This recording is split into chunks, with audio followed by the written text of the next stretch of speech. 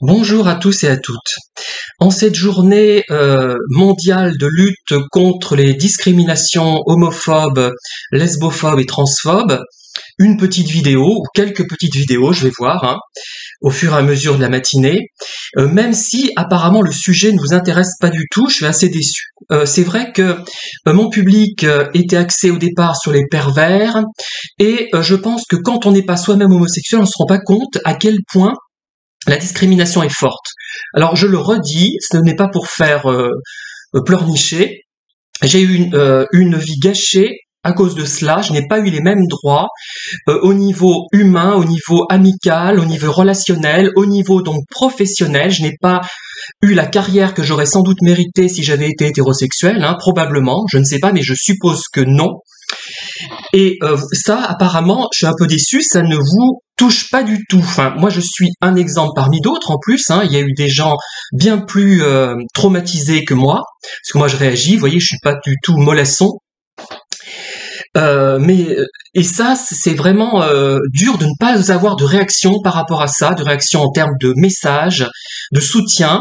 Et ça veut dire que vraiment, quand on a un problème particulier, quand on est dans une catégorie particulière, et moi, je dois faire pareil, certainement à d'autres niveaux, puisque je ne connais pas à fond le sujet, pour ne pas l'avoir vécu, sans doute, je sais pas.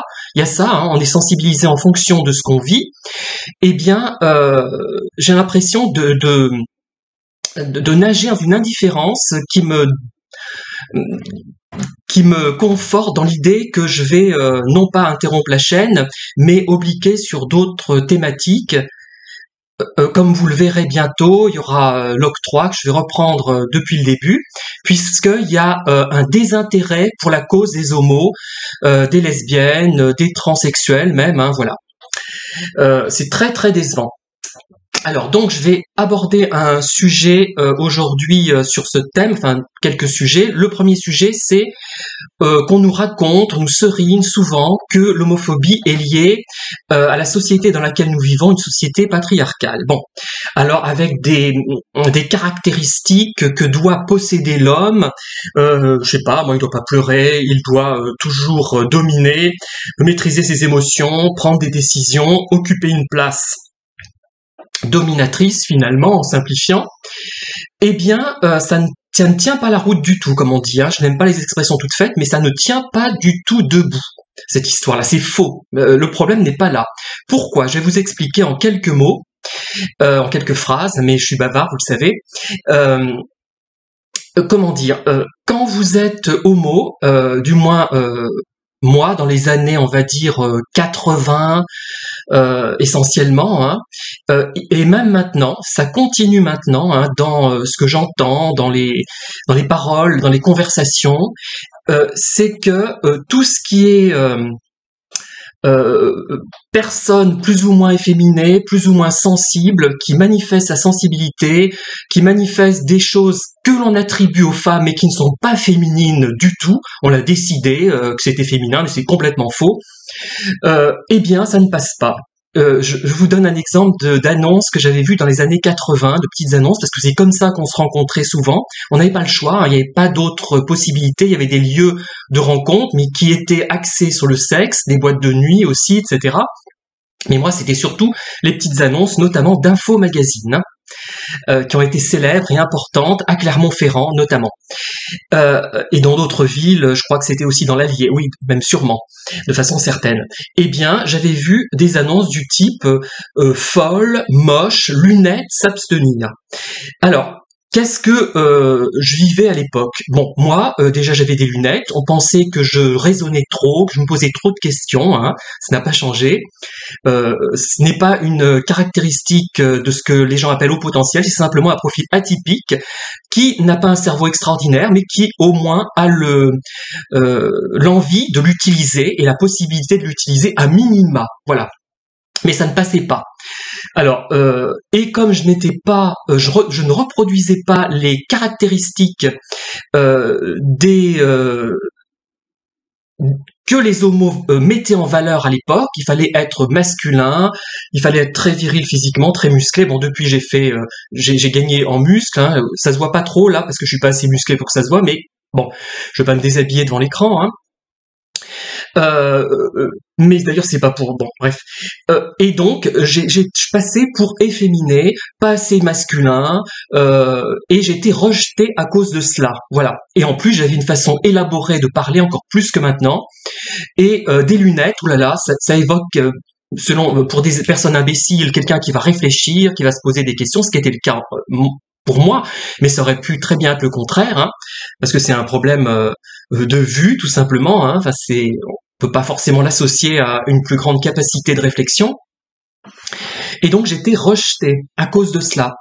Ce qui veut dire que la plupart des homos que j'ai connus, enfin la plupart même maintenant, eh bien ils correspondent aux critères, aux caractéristiques proposées par la société patriarcale. La seule différence, c'est qu'ils ont des relations amoureuses et sexuelles, d'ailleurs ceux-là sont plus sexuels qu'amoureux, avec des personnes de leur sexe, c'est tout. Pour les hommes, je parle pour les hommes. Hein. Donc je vois pas, il n'y a pas ce problème de société patriarcale au fond. Dans ce cas-là du moins, puisque la plupart des homos reproduisent ces caractéristiques et adoptent une attitude conforme à l'hétérosexuel de base. La seule chose, c'est qu'ils sont en relation avec un homme au lieu que ce soit une femme, c'est tout. Donc, ça ne tient pas l'hypothèse de la société patriarcale, en fait, parce que de l'extérieur, certains exhibent une survirilité.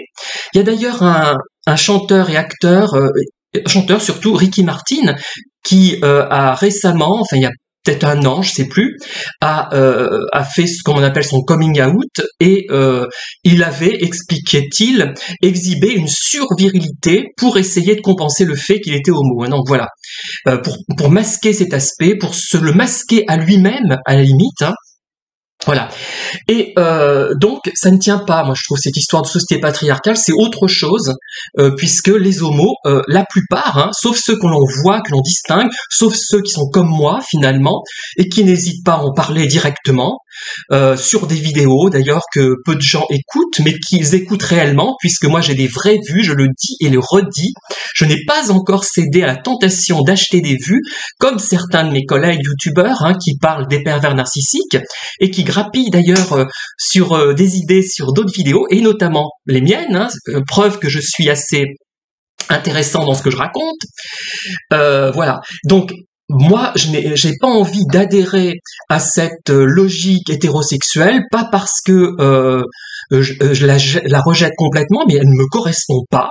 J'ai envie d'être efféminé, je n'ai pas envie d'être masculin, j'ai envie de m'habiller comme je veux. Si un jour je veux m'habiller de façon très folle, on va dire entre guillemets, eh bien je le ferai. Je n'ai pas encore eu cette envie, mais je n'ai pas à me plier à ce qui ne me correspond pas, et ça ne dérange théoriquement personne. Ça dérange juste ceux qui se sont rendus compte à mon contact qu'ils auraient pu avoir une autre vie. Et là, je vous en reparlerai. Bon, ça intéressera très peu de gens puisque je vous sens... Enfin, c'est un reproche parce que moi je peux pas ne pas être direct, hein, dans ce que j'exprime. Je vois que vous n'êtes pas sensibilisé à cette question, que vous ne comprenez pas pour la plupart, hein, ce que c'est de vivre en étant discriminé, en étant une personne de second ordre. Bon, les femmes, si, elles devraient le comprendre puisqu'elles sont encore dans cette situation, mais ne pas avoir les mêmes droits, ne pas avoir droit accès aux mêmes emplois, parce que moi, si par exemple j'étais dans le commerce international et que je travaillais avec le Qatar ou l'Arabie saoudite ou les Émirats arabes unis ou que sais-je encore, un pays de ce genre, eh ben j'aurais des difficultés parce que j'aurais pas l'intention de ne pas être moi-même. Hein. C'est comme ça et puis c'est tout. Hein. Voilà.